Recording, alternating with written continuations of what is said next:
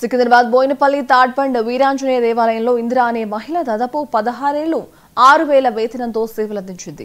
అయితే ఇటీవల ఆ దేవాలయం దేవాదాయ శాఖ ఆధీనంలోకి వెళ్లింది. దాంతో కాగా కొత్తగా వచ్చిన అధికారి నెల క్రితం విధుల్లోంచి తొలగించారని ఇందిరా తెలిపింది. ఆమె భర్త చనిపోవడం, ఉన్న ఒక్క కొడుకు దివ్యాంగుడు, మరో కూతురు ఆమెపైనే ఆధారపడి ఉంటోందని ఇందిరా ఆవేదన చెందుతోంది.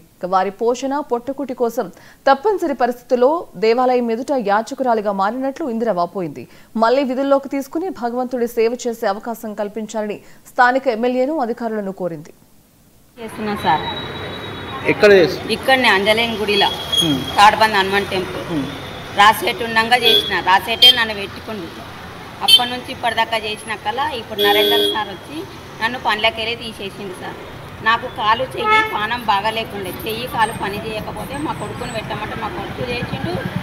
8 నెలలు మా కొడుకుని చేసిండు. మా బిడ్డ 3 సంవత్సరాలు చేసిండు. చేసినాకల్లా తీసేసిండు. ఇప్పుడు నువ్వు పనికి వద్దాను అని అంటున్నావు. నువ్వు ఓనీ చెప్పుకోపో లేబర్ ఆఫీస్ వాళ్ళకి పోయి మాట్లాడుకోపో అని అంటున్నావు. నీకు ఎంత ఇచ్చిందమ్మా జీతం? 6,000 ఇచ్చింది సార్. నాకు పని తీసేసినాకల్లా పిచ్చం ఆడుకుంటున్నాను సార్. నా పిల్లలు బతకలేక, మా కొడుకు కూడా చేయలేదు సార్. మా బిడ్డకు భర్త లేడు. భర్త ఉంటే 2 భార్యలు. వాళ్ళ పెద్ద భార్య దగ్గరనే ఉంటాడు. ఆమెకి 2 పిల్లలు. వాళ్ళ పిల్లగాన్ని కూడా తెచ్చి ఏదో తిరుమల శ్రీవారిని ఏపీ